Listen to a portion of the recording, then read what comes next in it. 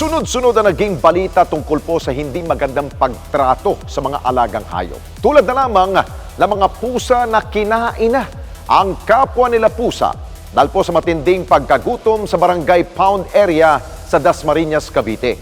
Maging ang nangyaring pagpatay sa asong si Kilwa. Ang mga ganitong insidente, sino ba dapat managot? Yan ang ating inimbestigahan.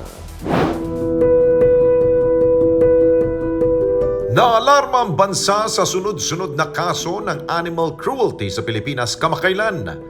Una na riyan ang nag-viral na video ni Yvette Mayo kung saan nagulantang siya nang personal niyang makita mga pusa na kinakain ng kapwa nila pusa sa Animal Pound ng kanilang barangay. Ito ay araw ng March 17, umaga. Ako'y pinunta ng isang neighbor na naghahanap ng pusa. Nawawala yung pusa niya for 2 weeks na. Ang sabi ko, nanguhuli dito noon. Punta natin, gusto mo. So nagpunta kami. Pinapasok naman kami ng garden, Nagpunta kami doon sa farm. Andun bumungad kaagad yung cage ng mga pusa. Nakita ko nga doon unang-una talaga yung nakita nating mga patay, 3 patay to. At yung isa ay sobrang butot balat na talaga, kinain na ng mga kasamahan nila.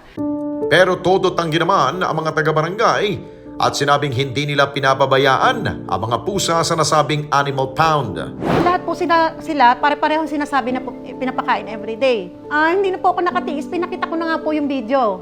At saka yung picture, hindi po sila makapaniwala na ganun po ang nangyari. Pipilitan pa rin nila na everyday, is pinapakain nga daw talaga nila. Sabi ko, kung everyday niya pinapakain, hindi mangyayari ito. Nagpa-assist ako, pumunta kami doon, nagpapakain na ako, naglinis na kami. Nilalabas ko na yung mga pusang patay, nilibing po ng mga tanod at naglagay kami ng maraming tubig. Bumalik po ulit naman kami ngayon sa barangay para kausapin ko si Kapitan. Doon nga po nag-usap na nga kami ng Kapitan, hindi nga po siya kumikibo doon sa sinasabi ko pa, parang wala po siyang naririnig doon sa sinasabi ko. Marami na siyang tinuturo. Sabi ko din, responsibilidad pa rin po ninyo na tutukan ito kasi may buhay po ang mga pusa. Hindi po basta-basta na kumuha kayo po ng pusa at aso sa kalsada tapos doon po gugutumin at mamamatay. Sabi ko, stop niyo muna po, Kapitan, ng paghuli at ayusin niyo muna po ito. At kukunin ko po yung mga pusa bukas po ng umaga or tanghali. Antayin niyo lang po ako. Ngunit pagbalik nila sa naturang lugar, kinabukasan, wala na ang mga pusa. Pagdating nga po namin doon, kasama po si Kapitan, ay wala na po yung mga pusa. Pinakawalan po niya, At doon po kami gulat na gulat, umiyak po talaga ako. Kasi may mga sineparate po ako doong 2 pusa na talagang hirap huminga. Ang sabi po niya sa amin ni Ma'am Rina, ipapahuli daw po niya ang mga pusa. Nag-alok pa nga po si Ma'am Rina na now na, pwede na naming huliin. May madala kaming panghuli at mga pagkain. Saan niyo po ba pinakawalan? Doon po natin huliin po. Ang sabi po ni Kapitan, bukas na lang daw sila namang huli. March 17 din na mangyari ang kaawa-awang pagkamatay ng Golden Retriever na si Kilua sa Camarines Sur. Si Kilua ay pinatay at isinako pa ng isang Anthony Solares, kapitbahay ng fur mommy nito na si Vina Rachel. Paliwanag ni Solares, muntikan umano siyang kagatin ni Kilua, maging ang kanyang anak, kaya naman hinabol niya ito at napatay. Hindi naman matanggap ni Vina ang paliwanag ni Solares kaya't isinusulong niya ang pagsasampa ng kaso rito. Umulan naman ng pakikiramay mula sa iba't ibang social media platforms para kay Kilua at mariing kinundina ang nangyari sa aso. Maging ang Senado ay umabot ang karumal-dumal na pagpatay nito kay Kilua. Ito nagtulak kay Senadora Grace Poe para imungkahi na repasuhin ang umiiral na Animal Welfare Act sa bansa. Mr. President, paano ba nating dapat ratuin ang mga hayop? Livestock, as mentioned, is often been trumpeted as a billion a day industry.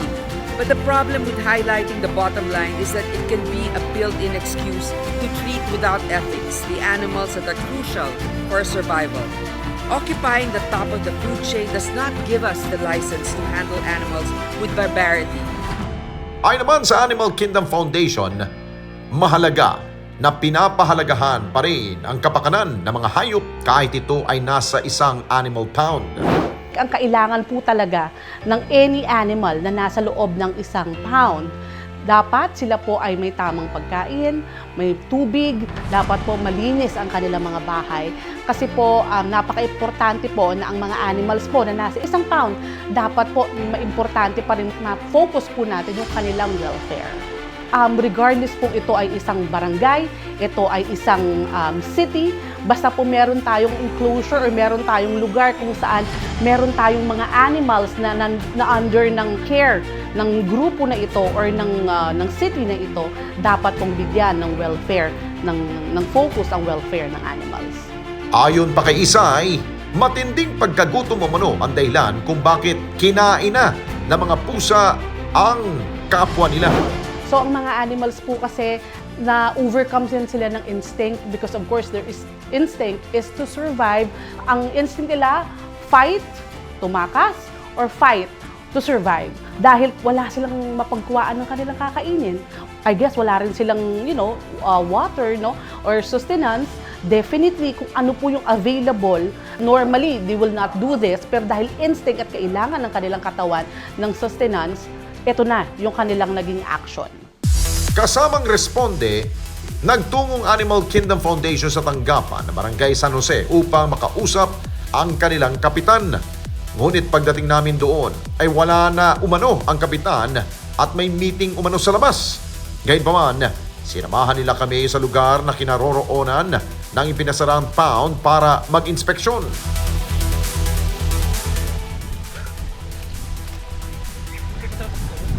At matapos sa pag-iikot, ito ang napansin ni Isay sa lugar. So ngayon po na pumunta po tayo dito, no, sa pound ng barangay.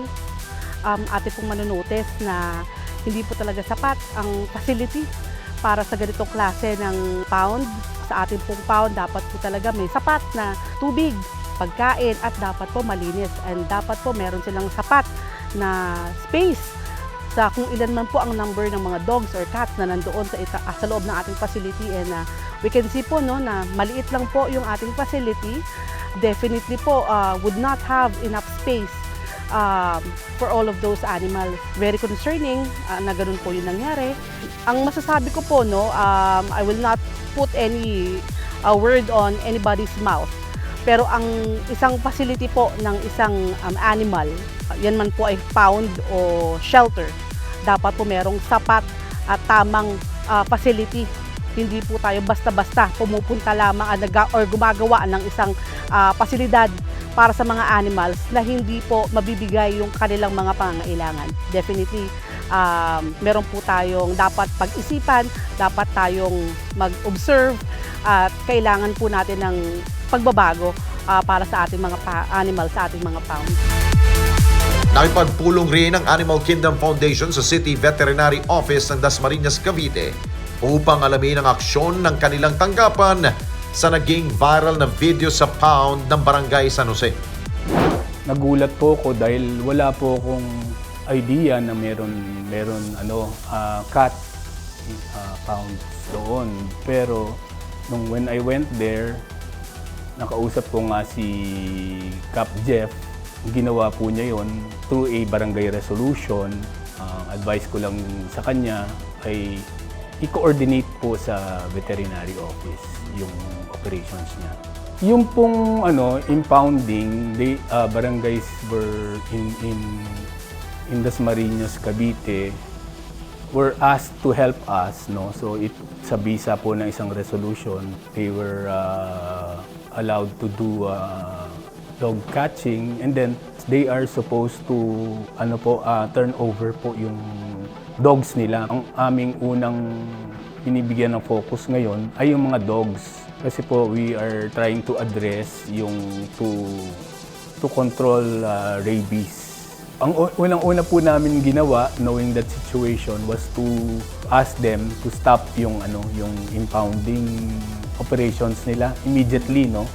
Upon a teleconference with our Mayor Jenny Barsaga, kasama po yung aming Liga President, in-instructionan po niya agad verbally to stop all barangays impounding operations. Kinundi na rin niya ang ginawang pagpapalaya sa mga pusang nahuli ng barangay. Dapat po sinurrender na lang sa amin o inform us, no? Kasi po hindi po dapat pinakakawalan ganon dahil the primary reason why you are capturing nga po itong mga strays para po i-prevent nga po yung spread ng disease, no? Sa tulong din niya, we tried to retrieve po yung mga cats na pinakawalan po niya. Sa ngayon, ay pinag-aaralan nilang mabuti para maisaayos ang problemang ito sa kanilang lungsod. Kailangan po natin magkaroon ng re-education and then seminars, no? Dito sa ating mga health workers sa barangay, sila po kasi ang nagiging in charge niyan. And then later on, of course we will have to ask them to comply with all necessary documents. Isa dyan doon yung BAI certification. Ayon sa Section 6 ng Animal Welfare Act of 1998, mahigpit na ipinagbabawal ang pagmamaltrato at pagpapabaya sa mga hayop, lalo na ang pagpatay sa mga ito. At sa bisa ng Republic Act 10631, kung saan inamyendahan ang ilang seksyon ng Animal Welfare Act, mas pinabigat pa ang kasong ipapataw sa sinumang mapapatunayang nagmaltrato o nagpabaya sa mga hayop. Kung saan, maaari silang makulong na 1 taon at 6 na buwan hanggang 2 taon at pagmumultahin pa ng hindi hihigit sa 100,000 piso kapag ang hayop na minaltrato ay namatay. At kamakailan lamang, binatikos din ang content ng 2 vloggers na may Facebook page na Farm Boy mula sa Pulumulok, South Cotabato, kung saan kinuha nila ang mga tarsier na nasa puno. Sa nasabing video ay pinagtatawanan pa nila ang 2 tarsier na kanilang nakuha at pilit na pinapangiti. At batay sa pag-aaral ng mga eksperto, ang mga tarsier ay madaling ma-stress kung saan maaari nilang iumpog ang kanilang mga ulo sa anumang bagay na siya nilang ikamatay. Depensa ng 2. Nire-rescue lamang umano nila ang mga nasabing tarsier dahil muntik na nila itong tamaan habang naglilinis sila sa lugar. Agad naman umano nila itong pinakawalan sa mas ligtas na lugar. At matapos magsagawa ng investigasyon, sinampahan na rin sila ng kasong kriminal ng Department of Environment and Natural Resources, SOCSARGEN, nitong Huwebes dahil sa pagmamaltrato sa Philippine tarsier na itinuturing na other threatened species o nanganganib ng maubos. Ito'y dahil sa kanilang paglabag sa Republic Act 9147 o ang Wildlife Act of 2001. Pinalalahanan din ng DNR na huwag gayahin ang ginawa ng 2 vloggers at sa halip ay tulungan na lamang ang DNR sa pagprotekta sa mga hayop at sa kapaligiran. Anumang uri ng hayop ay dapat nating minamahal at hindi sinasaktan. At ang pagiging ignorante sa batas ay may tuturing din na isang kasalanan. Dahil bilang tao, tayo ang mas nakakaalam at dapat rumisponde sa mga hayop, alaga man natin ito o hindi. Mga kababayan, salamat po sa inyo pong pagsubaybay sa Responde Mata ng Mamamayan. Para mapanood pa ang iba pa naming pagresponde sa ating mga kababayan, i-click lamang ang subscribe button at i-follow lamang ang Net25 social media pages at Net25 TV.